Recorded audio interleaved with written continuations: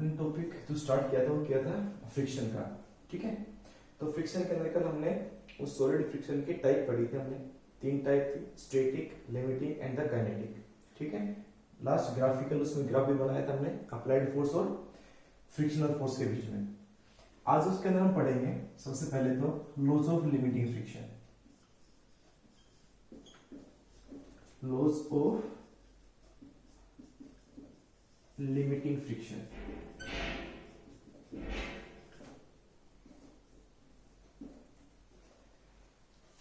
Static condition की बात है। स्टैटिक भी कौन सा, जहां पे वर्ज कंडीशन थी, जहां पे बॉडी मूव करने वाली थी। ठीक है, मूव नहीं की अभी। तो सबसे पहले इसका जो फर्स्ट लॉ होता है वो क्या होता है, जो फोर्स ऑफ लिमिटिंग जो फ्रिक्शन होता है ना बेटा, फोर्स ऑफ लिमिटिंग फ्रिक्शन,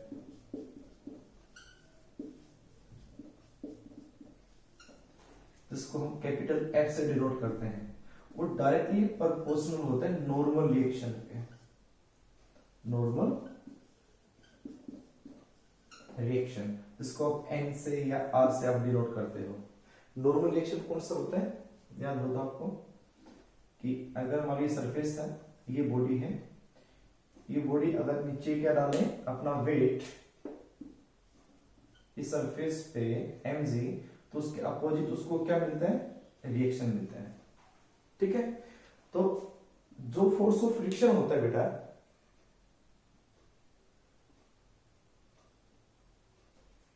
तो जो फोर्स ऑफ फ्रिक्शन होगा इस सरफेस पे कहां लगेगा, अगर ये बॉडी आगे की साइड मूव करती है, आगे की साइड अगर ये मूव करती है किसी भी अप्लाइड फोर्स से, तो फ्रिक्शन कहां लगेगा, पीछे की साइड, ऐसे। तो कहते हैं ये जो फ्रिक्शन होता है, ये फ्रिक्शन वो डिपेंड किस पे करते हैं, नॉर्मल रिएक्शन पे। यानी एक तरह से हम ये कह सकते हैं, जो बॉडी मान लो जिसमें जितना ज्यादा वेट होता है, जितना ज्यादा वेट होगा उतना अपोजिट उसको क्या मिलेगा, रिएक्शन मिलेगा। जितना ज्यादा रिएक्शन उसको मिल रहा है, इसका मतलब उतना ज्यादा क्या लग रहा है, वहां पे फ्रिक्शन लग रहा है। ठीक है, जैसे कोई भी एक हैवी ट्रक होता है, हैवी ट्रक, उस हैवी ट्रक के जो टायर होते हैं वो ज्यादा दबे होते हैं नीचे, आपने देखा हो ना, उस हैवी ट्रक के टायर नीचे जो चलता है रोड पे तो ज्यादा दबे होते हैं। उसका मतलब क्या हुआ कि उसके ऊपर बहुत ज्यादा वेट लगा हुआ है, तो वेट जब नीचे लगाएगा फ्लोर के ऊपर, फर्श के ऊपर, रोड के ऊपर, तो उसका अपोजिट उसको उतना ज्यादा क्या मिलेगा, रिएक्शन। तो उतना ज्यादा उसको रिएक्शन मिल रहा है, इसका मतलब वो रोड पे उतना ज्यादा फ्रिक्शन दे रहा है।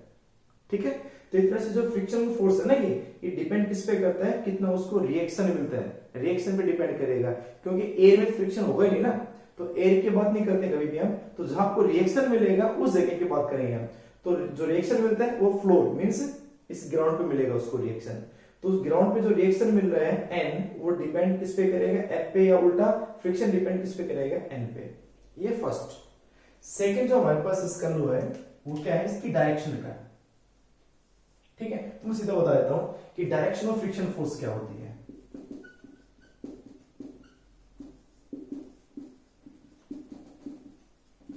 डायरेक्शन ऑफ फ्रिक्शनल फोर्स, एक बात आपको बता दिया मैंने कि अगर मान लो एक ही बॉडी है, ये एक ही ब्लॉक है, कि भाई ये फ्लोर है और अगर उस पे एक ही ब्लॉक ये रखा हुआ है, ठीक है, ध्यान समझना, और अगर इसके ऊपर कोई भी एक अप्लाइड फोर्स यहां लगाए, तो फ्रिक्शन फोर्स कहां होगा, पीछे की साइड, ऐसे। क्लियर। अब अगर मान लो ये तो हो गया ऑब्जेक्ट ए, लेकिन अगर इसके ऊपर एक ऑब्जेक्ट और रख दे, मैं एक और रख दूं, जो ऑब्जेक्ट का नाम है बी। ठीक है, एक ऑब्जेक्ट ए का, ए पे नीचे से हम उसमें इसको ओनली ए को नीचे से खींच रहे हैं, यहां इसको खींच रहे हैं पी फोर्स लगा के, तो उसके ए पे ये जो फ्लोर है नीचे, इस फ्लोर और जो ये बॉडी टच है उसके टेंजेंट के अलोंग फ्रिक्शन फोर्स हो गया। लेकिन इस ए के ऊपर एक और ब्लॉक हम रखते हैं B, and it is free to move. ये फ्री टू मूव है, ये मूव कर सकता है ऊपर ये इसके। तो अब बताओ, एक दिमाग में प्रैक्टिकली सोचे, प्रैक्टिकली क्या चीज,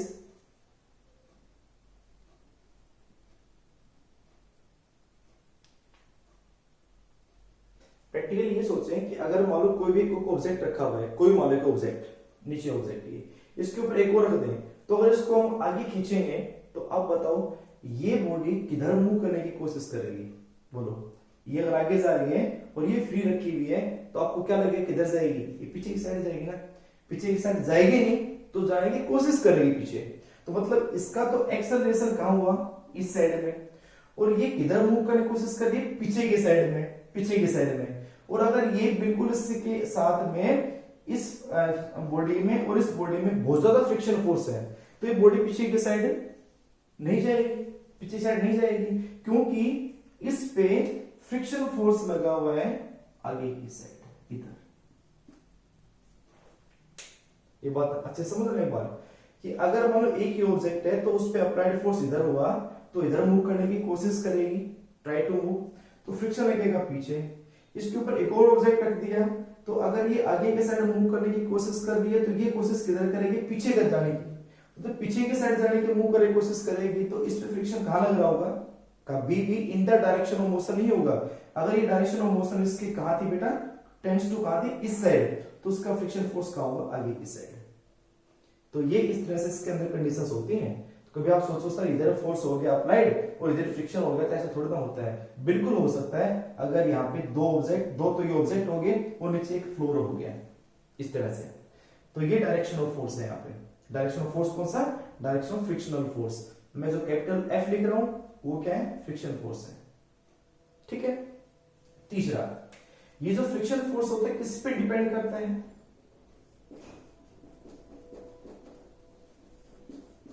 frictional force depends upon number 1 actual area of contact,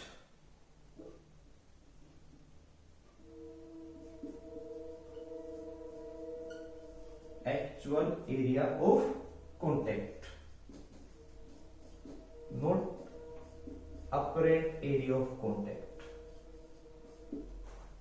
apparent area of contact.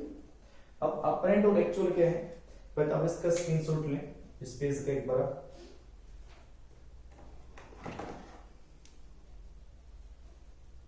ठीक है। चलो उसके बाद इसमें अपरेंट और एक्चुअल क्या है वो देखेंगे।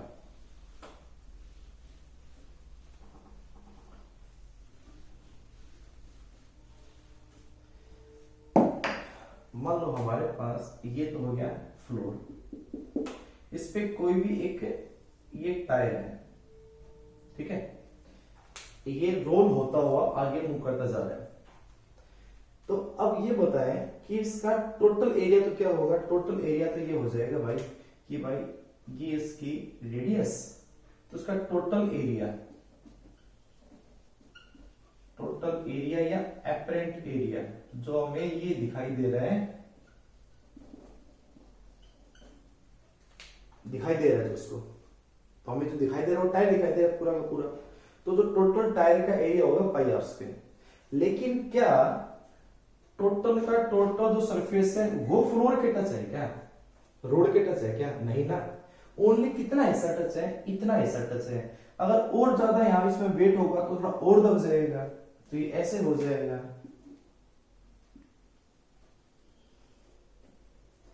तो इतना हिस्सा टच हो जाएगा, ठीक है, और दब जाएगा तो और थोड़ा हिस्सा दब जाएगा नीचे इतना। तो क्या होगा बेटा, जितना ज्यादा वेट डलता जाएगा ये जो हिस्सा है उतना ज्यादा सरफेस के टच होता चला जाएगा, और जितना हिस्सा टच होता चला जाएगा उतना ही फ्रिक्शन भी बढ़ता चला जाएगा।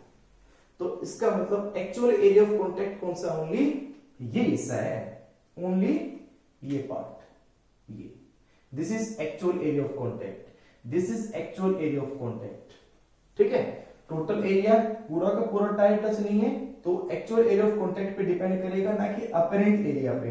ये लिखा हुआ साफ साफ नीचे भी कि friction force depends on the actual area of contact, not apparent area. सारा उसका सरफेस है उस पर डिपेंड नहीं करता है, जितना उसका कॉन्टैक्ट में उस पर डिपेंड करता है, ठीक है। इसके अलावा और किस पे डिपेंड करता है फ्रिक्शन फोर्स, इसके अलावा वो डिपेंड करता है नेचर ऑफ द सरफेस,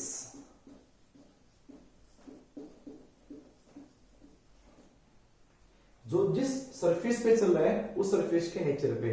अब वो सरफेस सीमेंटेड है, वो तारकोल का बना हुआ है, वो सिंथेटिक रोड है, वो मार्बल का बना हुआ है, किस सरफेस का बना हुआ सब पे फ्रिक्शन अलग अलग होता है, ये आपको प्रैक्टिकली पता है, ठीक है ना।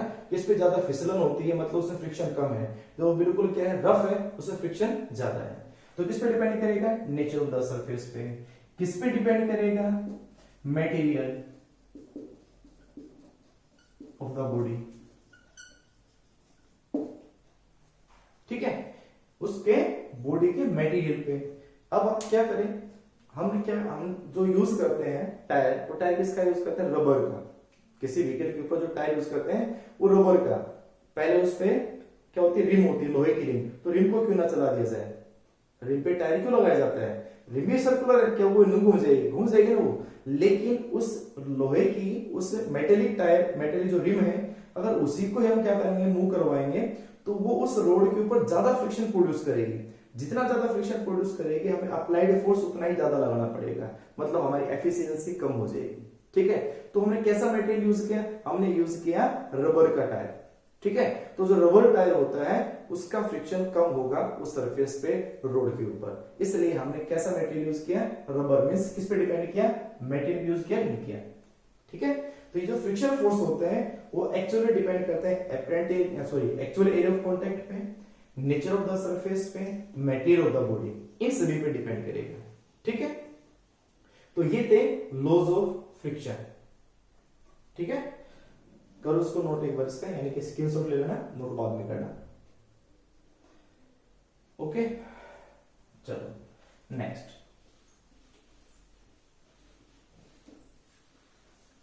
उसके बाद आता है coefficient of friction. Coefficient of friction,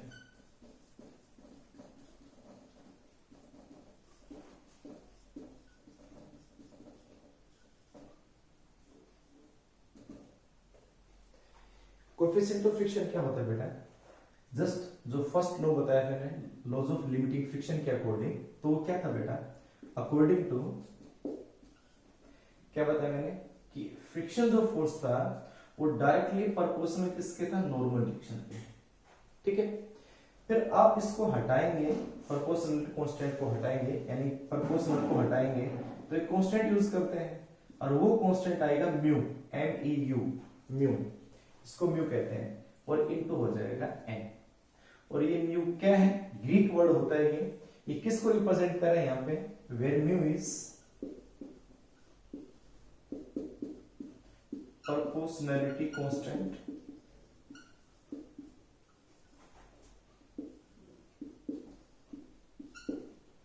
and it is called coefficient of friction, and it is called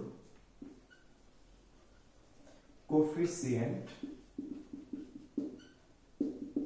of friction, ठीक है। तो यहाँ पे जो कोफिशिएंट ऑफ फ्रिक्शन है वो किसके इक्वल होगा बेटा, यहाँ पे म्यू। तो जो म्यू आ जाएगा वो आ जाएगा F डिवाइड बाई N के। This is equation number second. और एक या दो दिन पहले मैंने आपको बताया था कि कोई भी प्रपोर्शन को हटा के जो भी कांस्टेंट टर्म आती है वो कभी भी ना तो इस फैक्टर पे डिपेंड करती है ना वो इस फैक्टर पे डिपेंड करती है। बताया था ना आपको कि कोई भी प्रपोर्शनल को हटाने के बाद में जो भी कांस्टेंट टर्म आती है वो कभी ना इस पे डिपेंड करेगी ना इस पे डिपेंड करेगी। तो इस पे कॉन्सेप्चुअल क्वेश्चन बनते हैं बेटा ऐसे उलझाने के लिए ओनली, बस कि क्या करें कि हम फ्रिक्शन को डबल कर दें, कि मान लो किसी सरफेस का फ्रिक्शन डबल हो गया, तो क्या फ्रिक्शन डबल होने से क्या उसका कोफिशिएंट ऑफ फ्रिक्शन पे क्या फर्क पड़ेगा। आपसे कुछ नहीं पूछेगा कि अगर फ्रिक्शन फोर्स डबल हो जाए तो बताओ म्यू पे क्या फर्क पड़ेगा, कोफिशिएंट ऑफ फ्रिक्शन पे क्या फर्क पड़ेगा। तो अपोज ये तो उसके प्रोपोर्शनल है, तो ये डबल हुआ तो ये डबल हो गया। एन को डबल कर दिया जाए तो आप बताओ क्या फर्क पड़ेगा। अपोज इनवर्स है, ये डबल हुआ तो ये आधा हो जाएगा। बिल्कुल नहीं, मैंने साफ साफ बताया था कोई भी हो चाहे फिजिक्स के अंदर सब +1 से स्टार्ट हो रहे हो कहां तक भी चले जाना, किसी भी क्लास तक पढ़ लेना आप, जो भी प्रोपोर्शनल कांस्टेंट जो आता है वो कभी भी इस पे और इस पे डिपेंड नहीं करता है। आप क्वेश्चन कैसे नहीं करता है ध्यान समझना। अगर हमने उसने ये कहा कि भाई अगर मैं नॉर्मल रिएक्शन डबल हो जाए, अगर नॉर्मल रिएक्शन डबल हो जाए तो अब बताएं फर्स्ट जो हमारे पास लॉ था वो क्या था, अगर नॉर्मल रिएक्शन डबल हो गया तो नॉर्मल रिएक्शन डबल होगा तो एफ भी तो डबल होगा। तो अगर ये डबल होगा तो ये भी तो डबल हो गया, तो दो डबल डबल कैंसिल, क्या बचा, वही बचा है भाई। भाई मैं n के जगह मैं कहता हूं 3n हो गया, तो अगर ये 3n हो गया तो ये भी तो 3f हो गया, तो 3f से 3 कैंसिल हो गया, बचा क्या f बाई n। तो क्या म्यू पे फर्क पड़ा, नहीं पड़ा ना। तो जितना नॉर्मल रिएक्शन बढ़ेगा या घटेगा, n को आधा कर दे तो f भी आधा हो जाएगा। तो जितना नीचे वाला फैक्टर कम ज्यादा हो रहा है उतना ही ऊपर वाला फैक्टर भी कम ज्यादा हो रहा है, म्यू पे कोई फर्क नहीं पड़ा। इसका मतलब यहां पे हम कह सकते हैं mu is not depends on f and n। ठीक है, तो किस पे डिपेंड करता है, इट डिपेंड्स अपॉन, जस्ट अभी बताया था, जस्ट क्या, it depends on nature and the material of surface and bodies.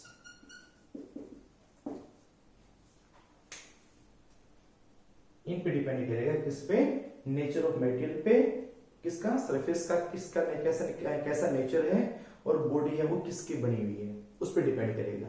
ठीक है, यानी उल्टा होगा कि अगर ये कहा जाए कि म्यू है ना, म्यू, अगर म्यू पहले था 0.1, म्यू है 0. क्योंकि म्यू की वैल्यू 0 से 1 के बीच में होगी, याद रखना। वैल्यू जो म्यू होती है बेटा इज इन बिटवीन 0 to 1, 0 से 1 के बीच में। तो अगर मान लो म्यू की वैल्यू है 0 है, तो अगर 0 है तो फ्रिक्शन है ही नहीं वहां पे, वो परफेक्टली स्मूथ सरफेस है। और अगर म्यू की वैल्यू है 1, इसका मतलब वो एक क्या है, बहुत ज्यादा वहां फ्रिक्शन है। आइडियल केस है कि वहां पे मोशन हो ही नहीं सकता किसी बॉडी का, वहां बहुत ज्यादा वहां क्या है, फ्रिक्शन है। ठीक है बेटा, तो अगर मान लो ये कहा जाए, आपसे एक क्वेश्चन आ गया पेपर में कि ना, फ्रिक्शन पहले म्यू की वैल्यू थी 0.1, फिर मैंने इसको बढ़ा के ना म्यू की वैल्यू को कर दिया 0.2, मतलब बढ़ा दिया मैंने। तो अब बताएं फ्रिक्शन बढ़ा या घटा, यानी किस सरफेस से फ्रिक्शन ज्यादा होगा। तो आप ये कहोगे सीधा सा कि जिस पे कोफिशिएंट ऑफ फ्रिक्शन कम है, यानी कि म्यू कम है, वो सरफेस पे फ्रिक्शन भी कम है, और जिसका कोफिशिएंट ऑफ फ्रिक्शन ज्यादा है तो वहां फ्रिक्शन भी ज्यादा है। मैंने बताया साफ साफ, यहां समझना ऐसी बात से कि अगर म्यू की वैल्यू 0 है, इसका मतलब वहां पे फ्रिक्शन है ही नहीं, वो परफेक्टली स्मूथ है। तो जैसे जैसे म्यू की वैल्यू बढ़ती चली जाएगी, तो दिमाग लगाना, याद रखना, जैसे जैसे म्यू की वैल्यू बढ़ेगी मतलब वो सरफेस का फ्रिक्शन भी बढ़ता जा रहा है। ठीक है, मतलब हम ये कह सकते हैं कि F डिपेंड करेगा म्यू पे, फ्रिक्शन डिपेंड किस पे करेगा, म्यू पे, बल्कि म्यू डिपेंड नहीं करेगा F पे। मैंने बता दिया क्यों डिपेंड नहीं करेगा म्यू F पे, क्योंकि अगर ये बढ़ता है तो ये बढ़ेगा, ये बढ़ेगा तो ये बढ़ेगा। ठीक है, तो इन दोनों के बढ़ने घटने से इस पे कोई फर्क नहीं पड़ेगा, लेकिन इसके घटने बढ़ने से इस पे और इस पे फर्क पड़ेगा। अगर मैंने इसकी वैल्यू डबल कर दी तो ये डबल हो जाएगा, ये डबल हो जाएगा, ये आधा हो जाएगा। क्लियर ना, तो ये बात याद रखना है यहाँ पे कि value of mu is in between 0 to 1 इफ, यानी बाय इंक्रीजिंग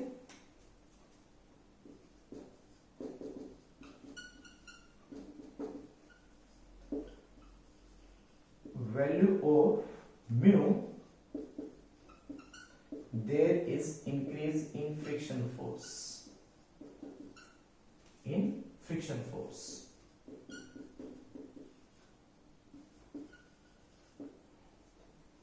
नोट करें इसका रट्टा ना मारे, क्योंकि थ्योरेटिकल टॉपिक है, तो आप ये नोट से ठीक है, बस ओनली हम ये रट लेंगे, बस ओनली न्यूमेरिकल निकालना बैठ जाए, न्यूमेरिकल तभी निकलेंगे तो कॉन्सेप्ट आपको आएगा। तो इसको आप नोट करें पहली बार, स्क्रीनशॉट ले ले आप इसकी। चलो, तो ये तो हो गया क्या बेटा हमारा कोफिशिएंट ऑफ फ्रिक्शन। अब कहिए कोफिशिएंट ऑफ फ्रिक्शन कितने होते हैं। हमने 3 तरह के फ्रिक्शन पढ़े थे, static, limiting and the kinetic. तो 3 तरह के क्या बन जाएंगे, कोफिशिएंट ऑफ फ्रिक्शन बन जाएंगे। तो ये हो गया, ठीक है। देखिए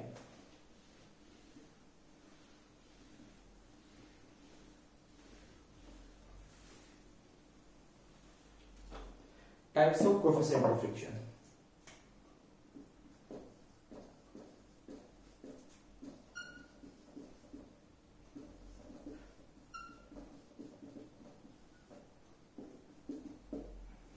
first, coefficient of static friction.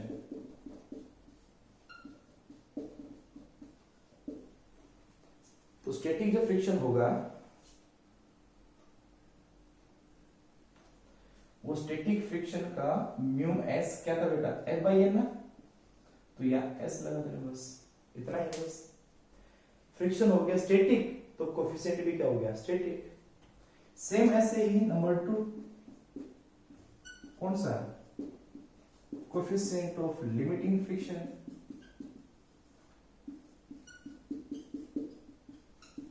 Limiting friction होगा तो म्यू एल लिख देना, एफ एल बाई एन हो जाएगा। ऐसे ही सेम कोएफिशिएंट ऑफ काइनेटिक आ जाएगा, काइनेटिक कह दो चाहे डायनामिक कह दो उसको, this is equal to mu k, और वो आ जाएगा एफ के बाई एन, बस। और कैसे, बिल्कुल सेम ऐसे कैसे। तो जहां मोशन में हो तो काइनेटिक हो जाएगा, जहां रेस्ट में हो वहां स्टैटिक या लिमिटिंग हो जाएगा। स्टैटिक आपका यूज होगा ही नहीं किसी केस में, भूल जाओ स्टैटिक का, ओनली याद रखना रेस्ट में, क्योंकि ये भी किसमें, रेस्ट में ही है। तो मैक्सिमम स्टेज उसकी क्या होती है, लिमिटिंग, और मोशन के अंदर क्या होती है, काइनेटिक। तो आपका ये दो यूज होंगे, इन दोनों को ध्यान रखो, ये दो चीज, ठीक है। उसके बाद आता है इसमें, करो उसका स्क्रीनशॉट ले बेटा। उसके बाद आता है एंगल ऑफ फ्रिक्शन।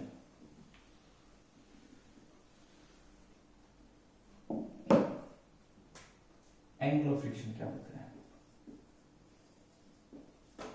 मैं डेफिनेशन नहीं बताऊंगा, पहले डायग्राम बनाएंगे, उसके बाद डेफिनेशन आप जब खुद ही बना सकते हैं उसके। तो उसका डायग्राम समझना चाहिए से पहली बार कि भाई कोई भी एक सरफेस है, एक सरफेस है, ठीक है। इस सरफेस पे कोई भी एक बॉडी रखी हुई है, ये एक बॉडी रखी हुई है, ठीक है। क्या करें, इसको हम अप्लाइड फोर्स लगा के आगे की साइड मूव करवा रहे हैं। फ्रिक्शन फोर्स कहां लगेगा, पीछे की साइड, ये होगा,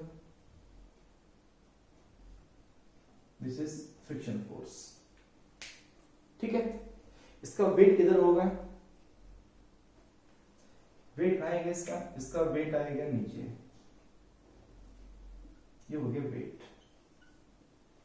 मास इसका क्या है, एम मास है।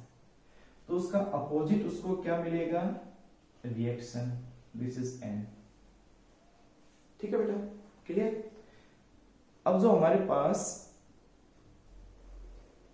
एन नॉर्मल रिएक्शन और एफ, इन दोनों का रिजल्टेंट क्या होगा, इन दोनों का रिजल्टेंट। तो इन दोनों का रिजल्टेंट कैसे निकालेंगे कि भाई सबसे पहले इस एन के लिए इधर पैरेलल, एफ के पैरेलल पैरेललोग्राम, और भाई एफ के साथ यहां एन, ये इधर आ गई, और एफ के एन के साथ पैरेलल यहां, यानी ये एन के इक्वल होगी, ये एन के इक्वल होगी, और ये एफ के इक्वल होगी। और अब जो एरो यहां टच है, यहां टच है, यहां से ये इसका रिजल्टेंट, यानी उसका डायगोनल, याद होगा पैरेललोग्राम में, पैरेललोग्राम में उसका रिजल्टेंट क्या होता है, उसका डायगोनल। तो ये उसका हो जाएगा resultant, this is equal to R. तो ये जो एंगल थीटा है ना, ये जो एंगल थीटा है, this is angle is called angle of friction. मतलब ये एंगल किसके बीच में है, ये एंगल है नॉर्मल रिएक्शन के बीच में और resultant of normal reaction and the friction. एक ऑब्जेक्ट था, वेट नीचे हो गया, रिएक्शन ऊपर हो गया, रिएक्शन का और एफ का दोनों का रिजल्टेंट निकाला, रिजल्टेंट है आर। तो जो एंगल थीटा है वो एंगल थीटा आर और एन के बीच में है। तो बस आपको ये थ्योरेटिकल याद लिख देना है कि it is the angle between, किसके बीच में है वो, it is angle between normal reaction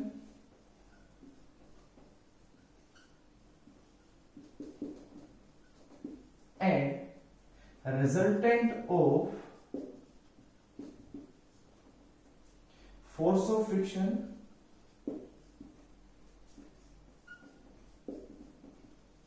and कौन सा बेटा, normal reaction. Force of friction का मतलब क्या है, F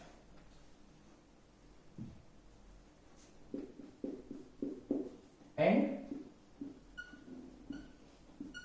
नॉर्मल रिएक्शन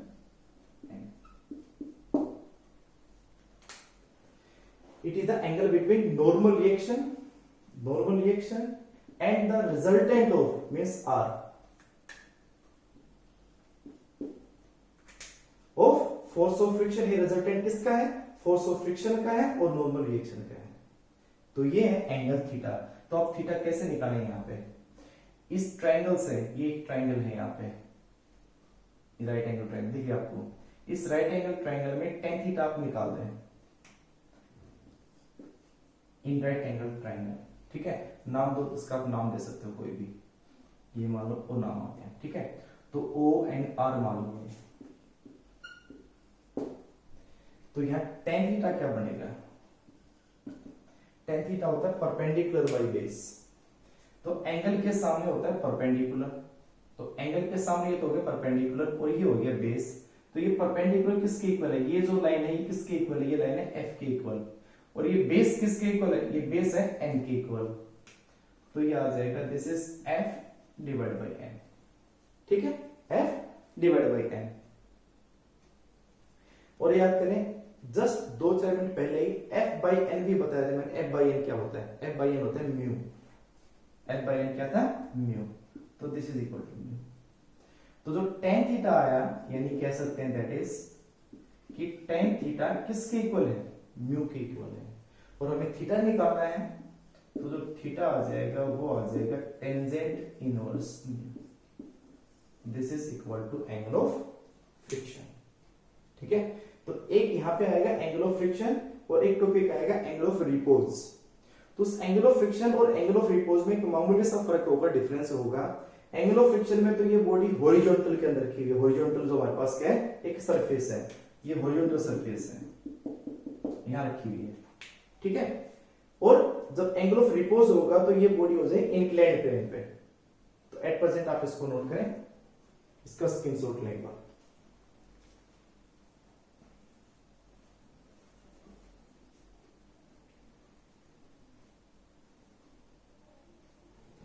ठीक है, चलो उसके बाद आता है बेटा एंगल ऑफ रिपोज।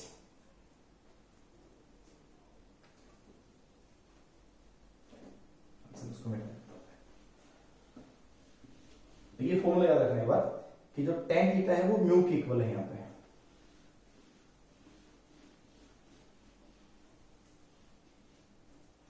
अगला टॉपिक है एंगल ऑफ रिपोज।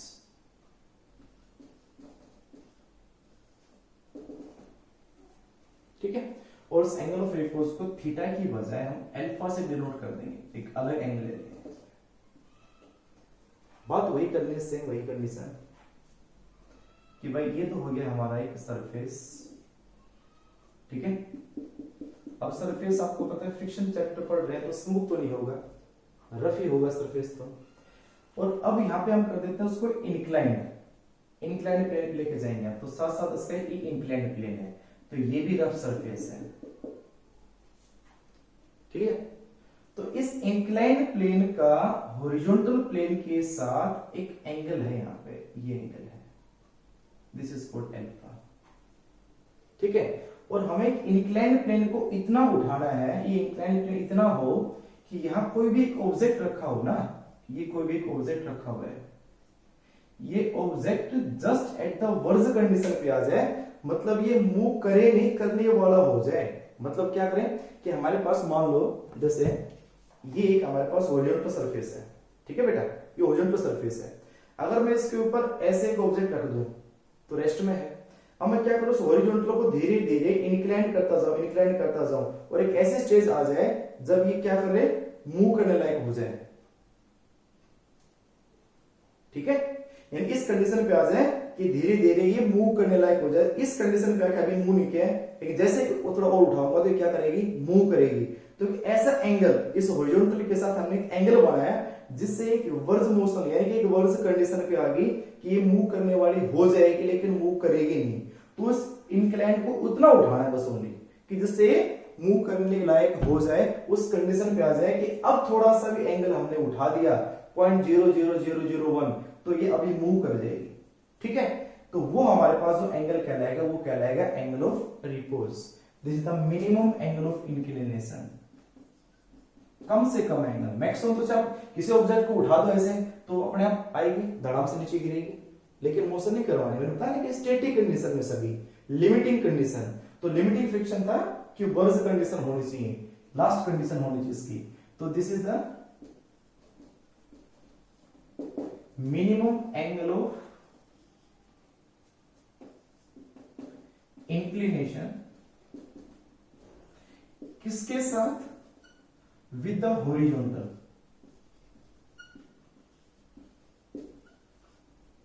क्या हो इस कंडीशन में कि so that body at the verge condition या वर्ज ऑफ मोशन, ये कह सकते हैं, ठीक है। यानी एक्चुअली नॉट मूव, ये कह सकते हैं ब्रेकेट में, एक्चुअल मोशन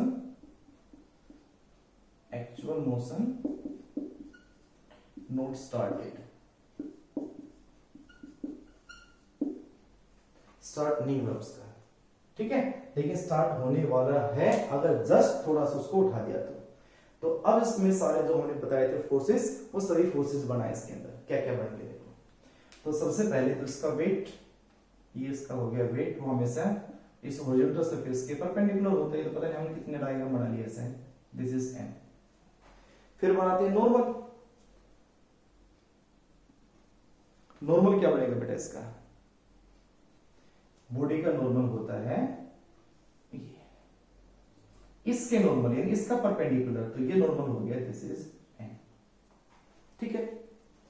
जितना एंगल ये अल्फा होगा उतना ही एंगल ये बन जाएगा, this is equal to alpha.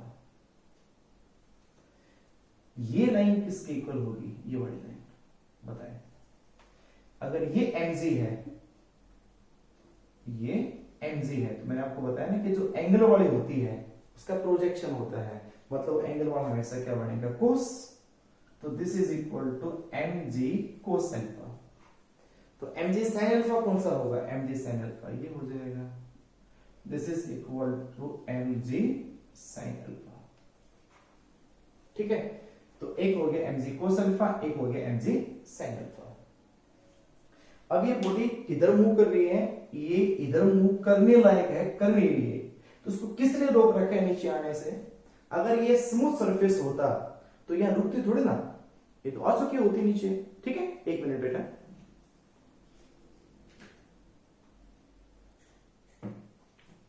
तो देखो बेटा क्या बताया मैंने आपको कि ये एंगल कौन सा था, alpha.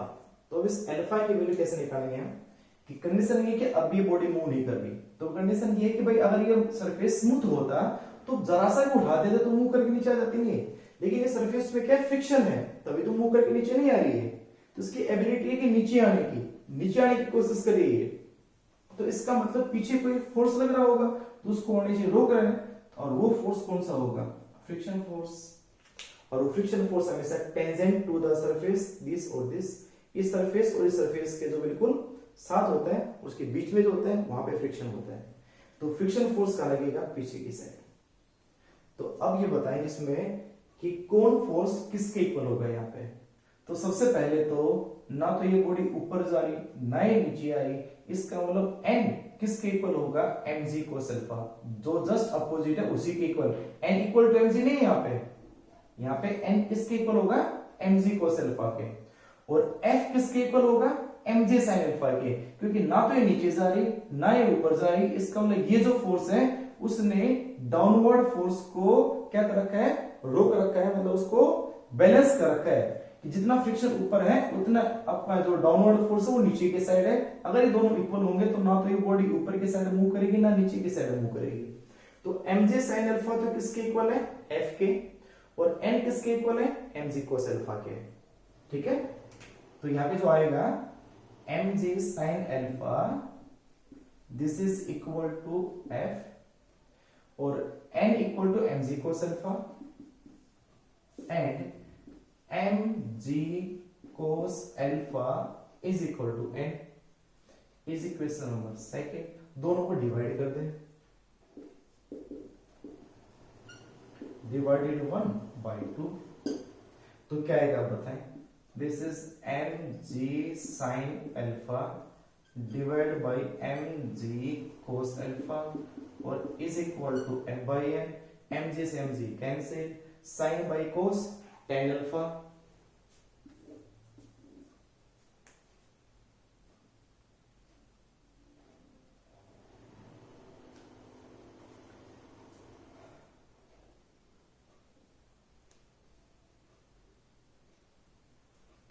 Sine by cos tan alpha.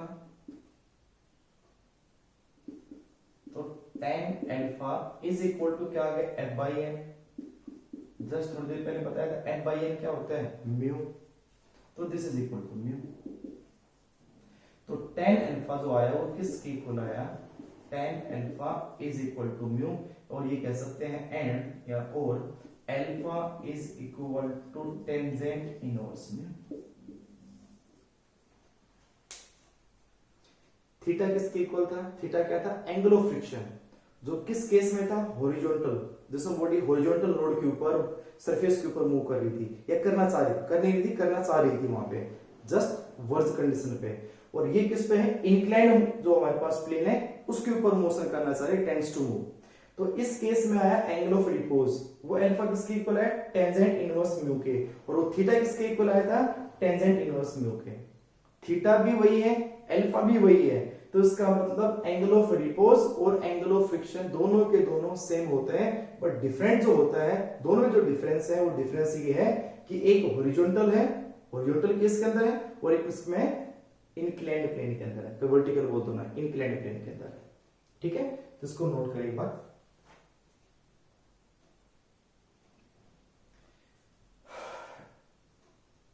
ठीक है, तो इसके बाद में आप इसमें दोनों में रिलेशन नहीं देना ऊपर कि relation between angle of friction and the angle of repose.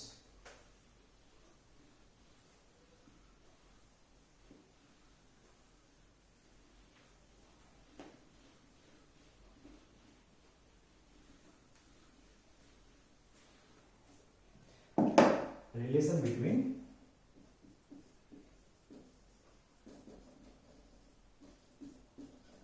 angle of friction and angle of repose।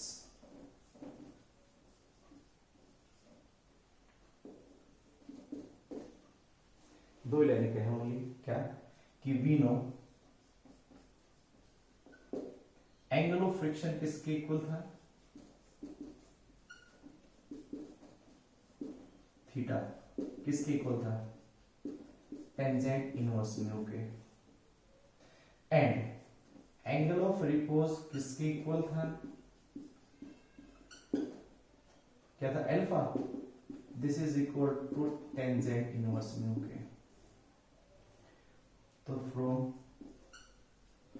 First and second क्या रिजल्ट निकल के आया theta is equal to alpha, दोनों के दोनों इक्वल होते हैं, बस कंप्लीट। ठीक है, तो ये हो गया एंगल ऑफ फ्रिक्शन और ये हो गया एंगल ऑफ रिपोज, दोनों के दोनों इक्वल।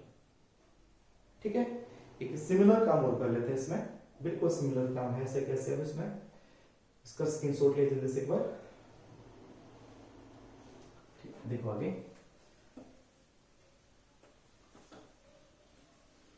एक मैं करवाऊंगा, एक आप खुद करोगे। आप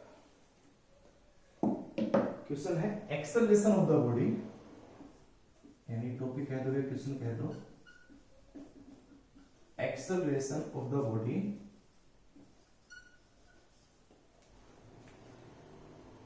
move downward in a on a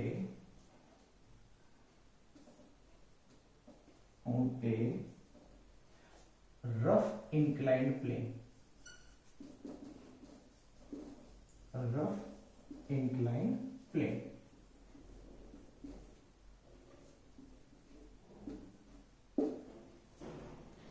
किसी भी रफ इंक्लाइंड प्लेन के ऊपर एक्सेलरेशन निकालो उस बॉडी का कितना होगा जब वो नीचे की साइड मूव करके आ रही हो। तो ये तो डायग्राम होगा, आप अल्फा लेके चलो कोई दिक्कत नहीं, अल्फा एंगल है, अल्फा से एफ पर उसको, तो सेम डायग्राम होगा ऐसे कैसे। और इसका एक्सेलरेशन का माना हमने कहा रहा वो ये नीचे आ रही है, ठीक है। तो अब ये बताओ मिनिमम फोर्स, यहां मैक्सिमम नहीं निकालना क्योंकि जितना ज्यादा फोर्स लगाओगे उतना तेजी आ जाएगा, मोशन से जल्दी आ जाएगा। तो लेकिन हमें क्या करना है, हमें तो बस ये बताना है कि मिनिमम फोर्स नीचे की साइड कितना लगे कि ये मूव कर जाए आगे, मिनिमम फोर्स, ठीक है। Minimum force required to move the body downward.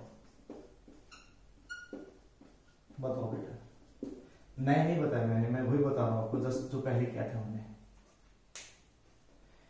अब बताओ आगे की साइड कितना लग रहा है mg sin थीटा, पीछे कितना लग रहा है f, कितने फोर्स से आगे आएगी अगर ये मूव कर रही है। तो अगर ये मूव करेगी तो इसका मतलब ये ज्यादा है ये कम है, तो नेट फोर्स कितना होगा आप खुद बता सकते हो। नेट फोर्स हो जाएगा mg sin alpha minus f।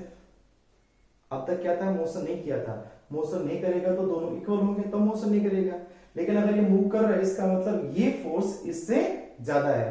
तो जो हमने FBD फ्री बॉडी डायग्राम बनाते थे, तो फ्री बॉडी डायग्राम के अंदर क्या केस लगाते थे कि भाई अगर ये बॉडी मूव कर रही है इसका मतलब क्या हुआ कि जो आगे लग रहा है force forward force minus backward force पर इज इक्वल टू एम ए।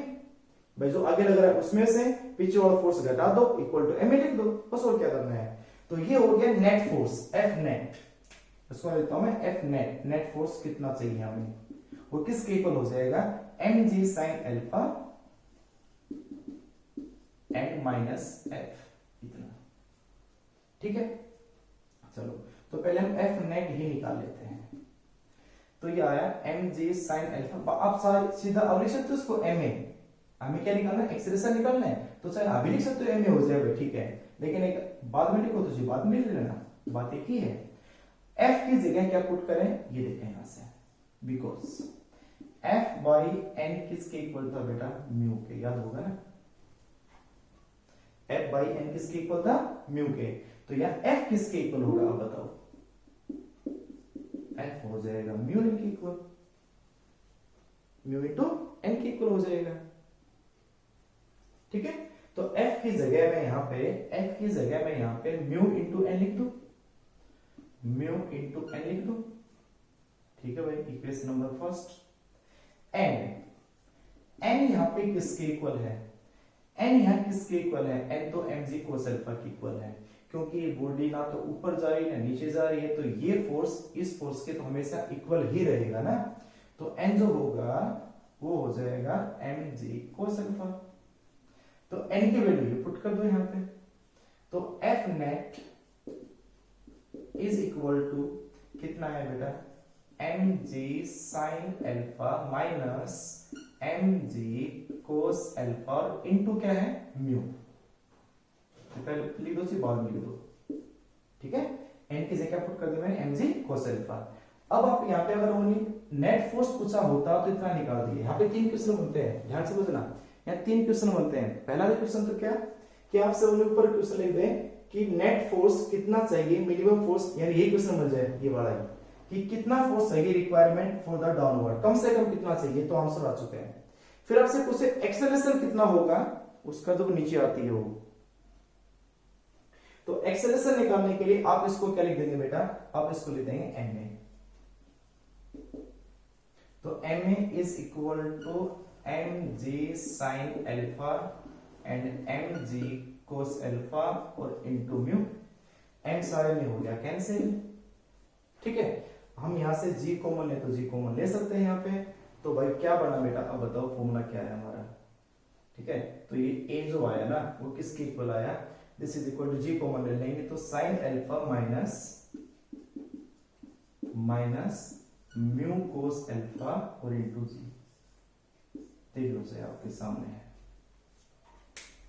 तो एक्सेलरेशन आ जाएगा sin अल्फा यानी कि g कॉमन दोनों ले लिया मैंने, तो sin alpha minus cos alpha किसका म्यू, तो म्यू कोस अल्फा इनटू में जी, तो ये उसका क्या होगा एक्सेलरेशन होगा। ठीक है, तो इसका स्क्रीनशॉट लें पर आप। एक क्वेश्चन आपको खुद ट्राई करना है, क्या आपको ये करना है, acceleration of the body move downward की बजाय अपवर्ड का, अपवर्ड का, ये बॉडी नीचे आने की बजाय ऊपर जा रही है। ठीक है, तो आप क्या करोगे उसके अंदर, तो आप पहले इसका स्क्रीनशॉट लें। डायग्राम चेंज होगा क्या, डायग्राम के अंदर थोड़ा चेंज होगा, मैं आपको थोड़ा सा बता देता हूं। इसका स्क्रीनशॉट लें जल्दी से पहले एक बार आप। ठीक है, बस ये लास्ट टॉपिक कर लेते हैं। मैंने क्या बताया टॉपिक कि मूव डाउनवर्ड की बजाय क्या आ जाए move upward, only rough incline plane. तो अब यहां पे क्या लिखोगे, minimum force required to move body upward.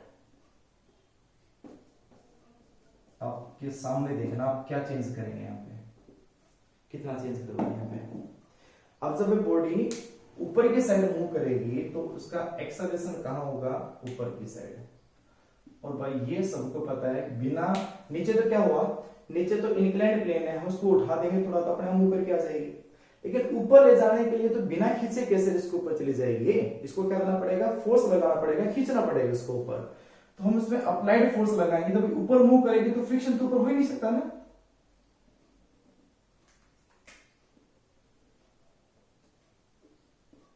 तो ये तो हो गया सरफेस।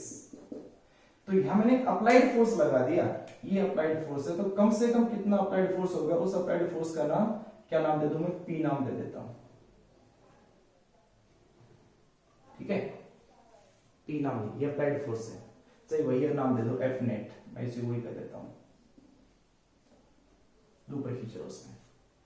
ठीक है बेटा, तो अगर ये ऊपर मूव कर रहा है तो उससे फ्रिक्शन कहां लगेगा, पीछे की साइड, और यहां टेंजेंट यहां पे, तो ये आ जाएगा, क्योंकि ऊपर मूव किया तो फ्रिक्शन कहां लगेगा, पीछे की साइड।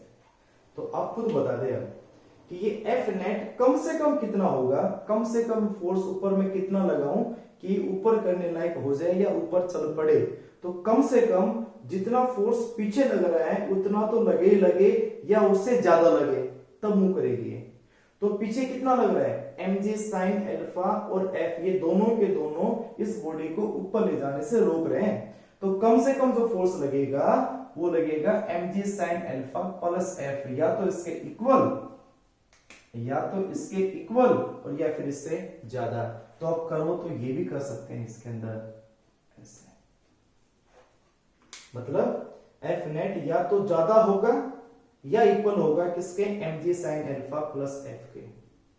अब सारा वो का वो मैं कर ही देता हूं, ये लो, ये लो, f की जगह लिखोगे μ1, ऐसा कैसा, n की ये n था तो ऐसे कैसे आएगा, f net greater than equal to, जहां प्लस माइनस है वहां प्लस प्लस, और ये दिस इज, बस खत्म, इतना काम करना है कि जहां उसमें माइनस लिखा था, माइनस की बजाय प्लस आ जाएगा, प्लस आ जाएगा, प्लस आ जाएगा। और दूसरा नेट फोर्स या तो क्या होना चाहिए, इसके इक्वल होना चाहिए नीचे वाले के। मैंने बताया ना कि जैसे मान लो ये है, इस पे नीचे जो फोर्स है मैंने खींच रखा है इसको, तो उसको ऊपर ले जाने के कितना फोर्स चाहिए, जितना कम से कम नीचे खींच रखा है उतना फोर्स उसको ऊपर ले जाने के लिए चाहिए। तो इतनी सी बात इसमें याद रखनी थी हमें। तो इतना एक्सेलरेशन होगा जब बॉडी का मूव करे ऊपर की साइड। तो इसका स्क्रीनशॉट ले लेना लास्ट, ठीक है, करो उसको नोट बेटा, ठीक है, इतना ही कर लो। Thank you.